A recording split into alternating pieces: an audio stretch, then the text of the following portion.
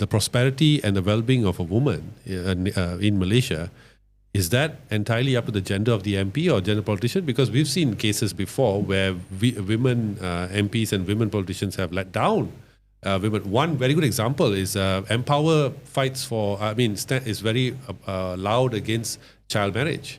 But Datuk Sri Wan Aziza, when that entire case of child marriage happened, was quite nonchalant. She was quite aloof to the entire thing. So is it a female issue, or is it just the right politician with the right vision? It's definitely we are saying that, right politician with the right value is important. Okay, but if you don't give women that opportunity, you also won't hear that the other perspective either. Yeah, and to be honest, Wan Aziza eventually had a follow-up program to actually do a bit more research and counseling. That's what she announced. So, but if you're just to respond to you asking about whether gender equality and democracy are a match, they definitely are, because if you look at the definition of democracy, it is actually giving space for people to voice out and be part of the decision making. So as citizen, everyone should have that. In a democratic society, yeah, as a citizen, I should have the same right as anybody else here in this room to say something and be part of the kind of services, the kind of laws that are being made in this country.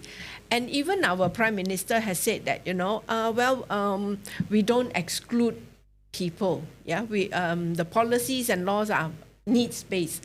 So listen to the women's needs. That's what we are saying. And we have very good example to show us, like, for example, the COVID.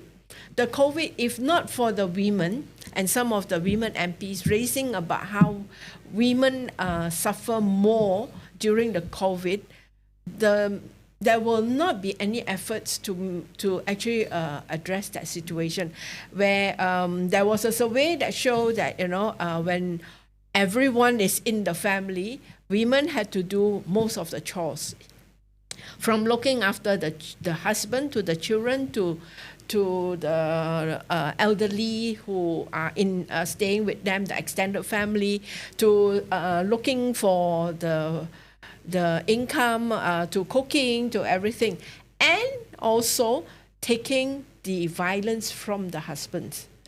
And that was highlighted in this survey, that violence against women intensified when you don't address how to deal with families who are now caught in this pandemic situation. Then UNICEF also showed that after the pandemic, a lot of the women lost their jobs. They couldn't go back to where their work area because of various reasons. Yeah, they couldn't deal with their children. They had to.